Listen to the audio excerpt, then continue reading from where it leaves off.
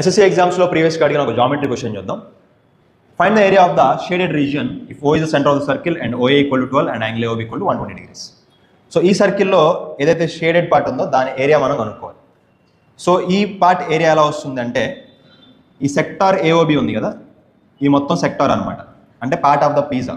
ఈ సెక్టార్లో నుంచి ఈ ట్రయాంగిల్ ఏరియాని సబ్ట్రాక్ట్ చేస్తే మనకి మిగిలేదే ఈ షేడెడ్ రీజియన్ అనమాట. Okay, simply sector minus triangle. సెక్టార్లో ట్రయాంగిల్ తీసేస్తే మనకి షేడెడ్ పార్ట్ ఏరియా మాత్రం మిగులుతుంది.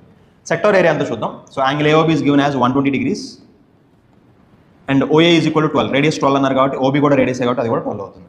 Now area of the sector ఎంతో చూద్దాం. 120/360 into πr². Pi into radius వచ్చి 12 కదా, 12 into 12. Let us simplify this. 120 360 goes 3 times, 3 goes 4 times here. 48 pi is the area of the sector. ఇందులో నుంచి మనం ట్రయాంగిల్ ఏరియా సబ్ట్రాక్ట్ చేయాలి. అయితే ఫ్రెండ్స్ ఇక్కడ మనం ఆగిపోవచ్చు, ఎందుకంటే సెక్టార్ ఏరియా 48 pi వచ్చింది, మనం ట్రయాంగిల్ ఏరియా కనుక్కోలేదు. కానీ ఒకసారి ఆప్షన్స్ చూడండి. 48 pi minus 12 pi minus 24 pi minus 4 pi minus option కూడా ఈ ఫార్మేట్లోనే ఇచ్చారు, sector area minus triangle area.